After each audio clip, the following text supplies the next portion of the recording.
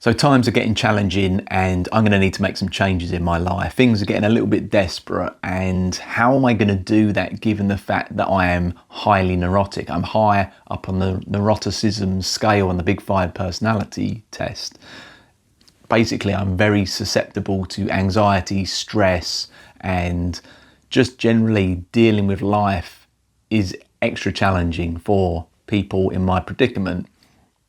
And I don't even like to even talk about this in a way, because I'm sure most people will just say, just shut the fuck up, bro. We're all struggling. We all have issues with whatever we're dealing with. There's always, we all have problems. And I'm not negating the fact that everyone has problems. And, there's going to be some people that, they don't even have any arms or legs. I mean, they have big problems. But all I can do is talk from my own perspective and specifically highlight the plight of the neurotic, because I'm a member of that exclusive club. Unfortunately, I feel like someone who's sort of plus 90 percentile in the sort of neuroticism scale, it's a underrepresented club where we all know what it's like to feel anxious. We all know what it's like to feel stressed, but imagine feeling like that all the time over pretty much everything, and literally having to cultivate a very specific life in order just to sort of get by.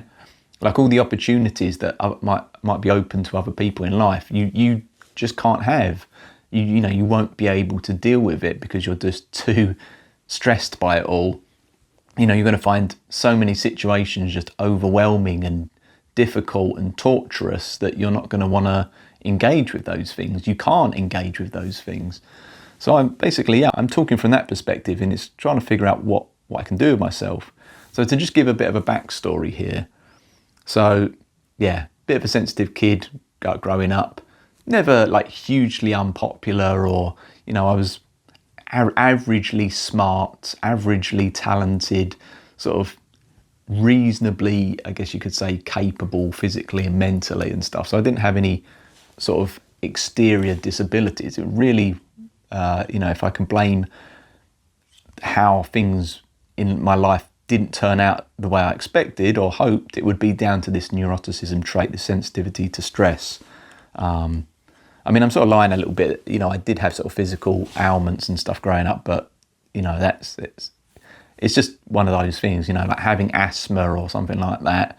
It's like, yeah, okay, it's not the end of the world. Millions of people with asthma go on to have happy, successful lives. So I don't really want to talk about stuff like that.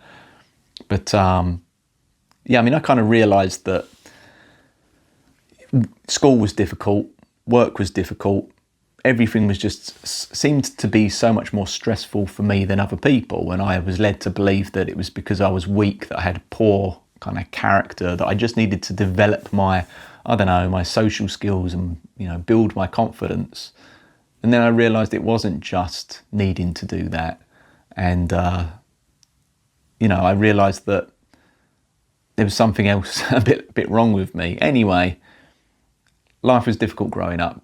In my early 20s, I had a lot of bouts of depression. I still have bouts of depression now. I mentioned those in a few videos back.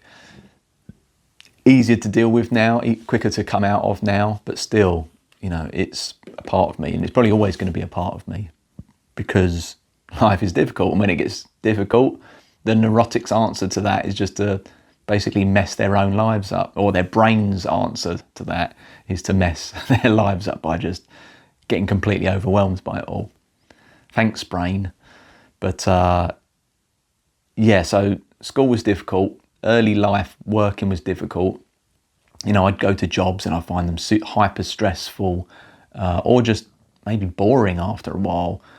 Just difficult to the point where I just felt like this isn't worth it, or I just need to escape. I need to get out of this. So growing up, I typically had short jobs that would last 3 to 6 months, and then I would be forced to quit. I just couldn't handle it, and then I would just I say I would just wallow at home in a depression. It wasn't just that. There was spates of working followed by being depressed, but it wasn't that not working was making me depressed. In fact, the depression and sort of, I think, having those kind of depressive symptoms whereby I would be in bed trying to recover, trying to deal with the trauma of stuff. That was me just dealing with the trauma of the last 6 months of work, or just dealing with the situation that I find myself in where I can't seem to cope with life in general. Because I think a lot of people would be quick to say, "Oh, I see what your problem is. You don't have a stable job, you don't have a regular routine." And I'm not discounting that all those things are important and necessary in some ways to have a healthy sort of mentality. But for me, it wasn't that. I feel like just jobs were difficult. And so I realised that I would need, in an ideal world, to work for myself. So I was always kind of quite good at art. That was my thing. I started trying to create a graphic design and an art business and offer clients commissions and design work, web design work, things like that, all from the comfort of my own home. So at least I didn't have to deal with the stresses of, sort of social interactions, dealing with a boss that was, yelling at me, or co-workers that I felt were judging me, or just all the stresses that come with even just driving to and from work and being in an environment that's too noisy or whatever the hell it is. There was a lot of problems going on with work, and I just felt I needed to construct some kind of work life that benefited me, and it wasn't easy. Like, let's just say if you work as a graphic designer in a graphic design company for 3 or 4 years, by the time you've been in it that long, you'll have a good understanding of how the entire process works, from going out, finding clients, corresponding with clients, doing the actual work, sales, marketing, just the whole aspect of running a business. You won't just understand the job of being a designer. You'll understand, or hopefully after that amount of time, all the other job roles within the company. And then when you later go out freelancing, doing it yourself, it's easier. Now, I didn't really have that opportunity, other than a few sort of 3-4 month spates in offices or whatever. I never really felt like I got a good grasp of what it is like to run a business, but I had to figure that out myself, had to go away and learn running a business and kind of just do it all on my own. I didn't have any mentors, I didn't have any guides, I didn't have anyone that could give me advice if I needed it. And equally, back then, back in the early 2000s, when I was interested in setting something up for myself, there wasn't YouTube. There wasn't really any information about, certainly, how to set up a graphic design and web design business or an illustration business. There weren't even books in the library about that. So there was a lot of trial and error. It was very difficult. Basically, after 10 years of trying to get things going, I never really succeeded. I was never able to fully pay all my bills. I was forced to stay living with my parents for the most part, just to sort of help, financially. And it was difficult. It was really hard to get things going, and I tried my best despite my shortcomings. And then I decided, okay, let's try. I was getting bored with web design and graphic design as well, because growing up, I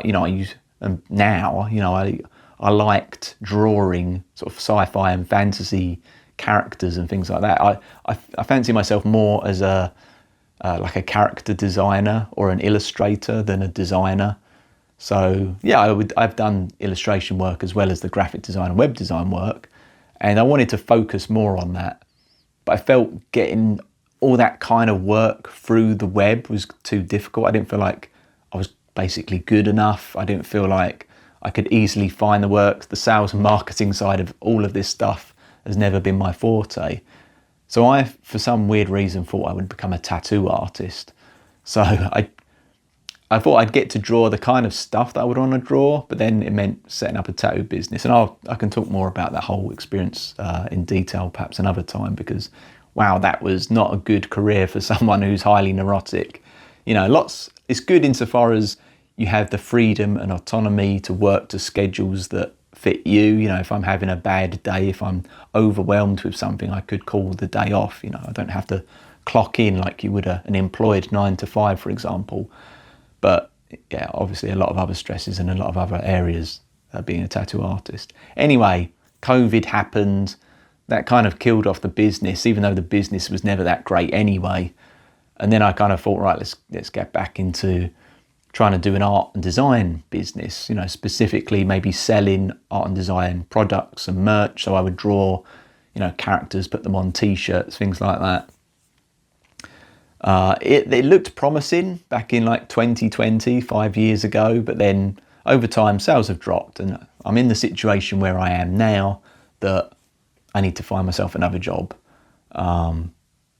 because, you know, despite the issues surrounding sort of things like money and living circumstances, I still have ambitions to be self-sufficient, to own a house, and to kind of not be a burden on society. That's, you know, that kind of thing. So yeah, that's where I'm at now. I've been applying for work, applying for jobs, and it's not going very well. And the rejection is starting to cause some degree of suffering, I guess you could say. So it's not good when you sort of feel like, okay, on paper, I have a certain degree of skills and experience and stuff, even though internally I feel like a fraud, like a failure, like I'm not good enough. I mean, I do have a portfolio of work which actually looks quite impressive to the right types of people. So it's not all bad, but, you know, I've realised that I can't do the sort of self-employed freelance thing anymore. You know, I've kind of been trying that, you know, for decades, I guess you could say, whether it was through tattooing before, graphic and web design and illustration before that. And we're at a point now where making things happen, especially like if you're using the internet and all that kind of stuff, you know, with the rise of AI and competition across the globe, it's very difficult to compete. So I'm kind of thinking I might have to go back to doing office jobs and office work, and that is just, to be honest, it's kind of scaring the crap out of me. So anyway, I just wanted to log this as a kind of status update, just to say where I'm at. And if you're someone who deals with these kind of issues of, you know, hyperneuroticism, like how do you deal with work? How do you deal with structuring your life such that it's at least manageable for you? Because any advice you've got, you know, I'm happy to hear it.